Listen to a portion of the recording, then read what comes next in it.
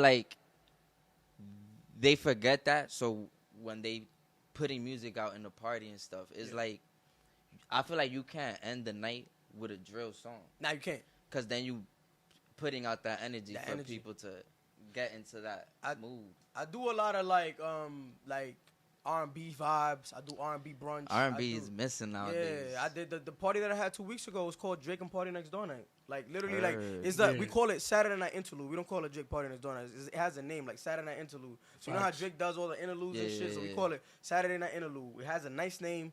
The girls love it, and like nobody out here is doing like anything with Party Next Door, so it's something different. Like it's the first time that you could go out in New York City and hear Break from Toronto in the club. Yeah, it's the first time you could go out in New York City, hear Hours in Silence. This is a beat, one of the I like to play beat cuts and give people what they don't usually hear outside. Like I'm a nigga that like to play Brent at the parties. If you uptown in Dyckman, you're not listening to no Brent. Yeah, I fuck with Brent though. Yeah, exactly. I ain't gonna lie. I mean, but you're not gonna go.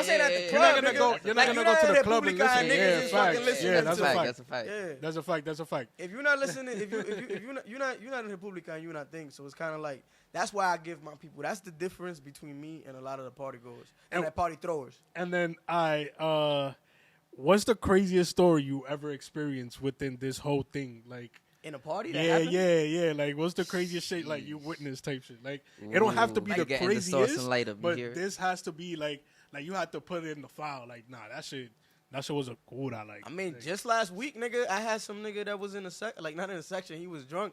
He was with a girl. I don't know if he just met her. I don't think, but this nigga pulled out her whole titty. Damn. In the middle of the spot, bro, and just started. I'm like, bro, time out, bro. Like, y'all niggas can't wait till y'all get home. Pero se la sacó, bro. That's like, what happens when you play R&B, though. Bro, niggas get in the mood. Like, bro, this nigga, like, reaching her blouse and just poke the titty That's out, bro. Though. Like, he ain't even do it sexy. He ain't even, like, touch it up a little bit and just grab it. Nah, my son said, nigga, like... And just started sucking the titty. I told security, like, yo, this thing gotta go. And she was letting him? Like, yo, she was lit. I mean, it was vibing. Damn. You feel me? It get lusty, bro. It get lusty. That's that R&B, bro. No. Times no. That's that R&B, yo. Bro, it be like that, bro. But the party in Drake Party Next Door night, the other night, is kind of like, that's a big staple.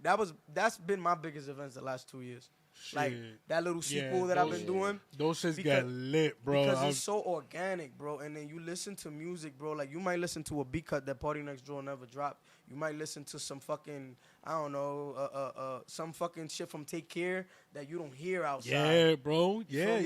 Facts. You might hear fucking, let me see, The Ride, nigga, like by Drake. Word, you feel me? In the spot. And you just like, damn, it makes you feel good, nigga. Like, or listen to like For Life with the shit with like Nicki and Drake and like, shit. Yeah. Or even like we might let bro and we don't keep it at just those two artists. We bounce back from like artists like we might play some shit, some future shit you never heard outside. And I feel like that's why I'm winning at this shit. Cause I'm doing shit that, you know, I'm like changing the narrative with this shit. Like I'm not doing a shit that niggas is used to doing. Don't get me wrong. I could get in my bag and do my Dyckman shit. Of course. But it's like, because it's easy. Like, you're capable of doing it. Like, you already have the platform and everything. And I love Dyckman. Dyckman is my... Shout out to Dyckman. Yeah, I can't party if I'm not, like a party to me is like, when I go home in Dyckman, I got the vibes. Like, that's... I can't party downtown. Like, I be trying to do, like, the downtown clubs. I feel it's like, yo, nigga, like, Dyckman is like the... Dyckman is like the vibes. Like that's where you go. Like, you know what I mean? I'm like Rumba vibes. Rumba vibes. Facts, bro. That's like if you Dominican and you like to party, Dyckman is it. Yeah, it's I'm Dominican and I like to party, so it's kind of like facts. Shake as lit. OD. When's your next event? We doing. So I got a hosting in Dyckman next week, just to kind of like go back uptown. Word. But we doing some shit called the Lovers Room next month. It's like a Valentine's Day, like the weekend before Valentine's. Okay, I gotta pull up to that one. The Lovers Room, my nigga. Yo, Jeff, you pulling up? You pulling up to that? Literally, bro. It's gonna be. Yeah. It's gonna be R&B vibes. It's an R&B party. We call it the. I gotta take my shorty. Yeah. It's an R&B party, bro. We like just good music, good vibes, good aesthetics. You feel me? We got a lot of beautiful women that's gonna probably come out to that because the women love the R&B. And then for March, April, and May, we're gonna be this year. We're gonna be a little bit subtle. It's not gonna be like last year, where I did 16 events because we're building everything up to the festival. So we're just gonna kick it off with the Lovers Room next month, and then we're just gonna see the next couple of months how we feel. And if we feel like we can do something before the festival, we do it. If not, then we just wait until the festival. So I want to save all my energy. So just to clear it out for the clarify for the audience. So you saying events and then you got a festival. So the festival is called The City Is Ours? Yes, festival and the events are called the whole brand umbrella is The City Is Ours, but the festival is gonna be like the City Is Ours Fest. Yeah. So the events they have names. Remember how I just said like Saturday Night Interlude? Yeah. Next month we doing the Lovers Room. Yeah. The events have names. Fact. The company is called like the team is called The City Is Ours. Like, the event company is called The City Is Ours, and you know what I mean. This festival is gonna be called like City Is Ours Festival, of course. And then when people see like the logo, it's all gonna make sense, bro. Yeah. Like, this shit was God put together. This shit was God driven, bro. Like all this shit was just, it wasn't me planning shit or doing this shit. All this shit is just happening on its own, bro. That's like, the best. That's the best way. I got a question. You got something? No, go ahead. Before, all right, and so you see the senior you, right? Yeah. Like the one that threw the parties and everything before the summer and before the summer starts and all that. Would the senior you, like with that, like 18, 16, 17-year-old you would ever would have thought that this would have been your business? Hell no. Ever? Hell no. And what would you think he'll say to you if he were to meet you right now? He'll be like, nigga, you lit. Yo, it'd be like, nigga, you lit, bro. Because, yo, like, I thought that I was going to end up in fashion, bro. I feel it. Because I was like that. The reason why people, like, came to my events and, like, really, like, paid attention to me in high school was because I was that little short fly nigga. You feel me? That's the, like, when people wonder, like, how, like, because, you know, everybody plans parties. Sometimes people fail. Sometimes people, they can't even get 5 people in the room. Right. You know what I mean? Like, the reason why everybody used to, like, go with what I was doing and what I was saying is because at that time, I was, like, pioneering, like, the times that was happening at that time. Like, I was, like, one of the, like, I was a nigga that was wearing big before niggas knew it was big. Yeah. I was a nigga, you know Ego what I mean? babe like, type vibe. Yeah, like, if you facts, know, you bro. know, Like, I was really into that fashion shit, bro. Like, no. And how you got into it? Sorry to cut you off. Like, into the fashion? Yeah. Just wanted to be that nigga.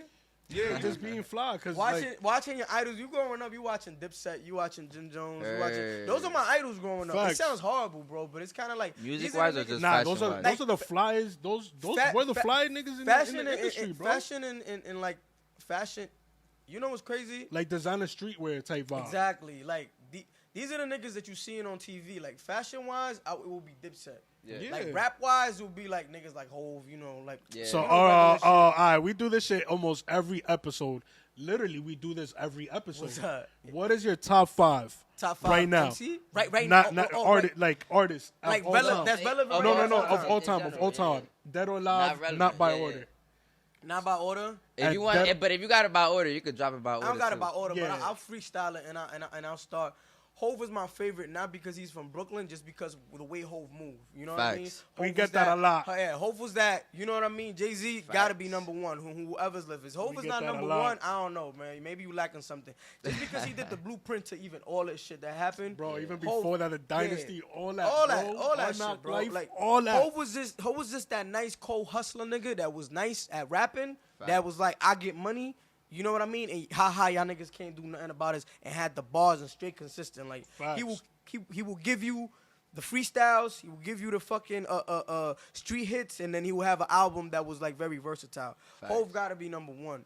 My number 2, short-lived, but I'm gonna go with Big. Not again because he's from Brooklyn, but Big just was nasty with it. Who you had to choose between Biggie and Tupac?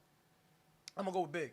Bad. Way more versatile. I feel like Tupac was too much into his conscious bag, so it was like sometimes, nigga, I want to hear that party shit. I want to hear that thing. Like Biggie has stories about, like literally, like could pitch you a movie. Like I got a story to tell. Today's agenda. You know what I mean? Go to Boom Montel. Pac is great too, though. Yeah, facts. Pac was good. He's and good uplifted too. You. It was 2 different artists, bro. Yeah, but it's like, preferences. You know what I mean? Too. Biggie hit the pockets that Pac couldn't hit. You know what I mean? Like I don't know, because Pac is international. He's international. Biggie too, though. Biggie too, but I feel like Pac is way more international than Biggie. Like Biggie is international, don't get it twisted.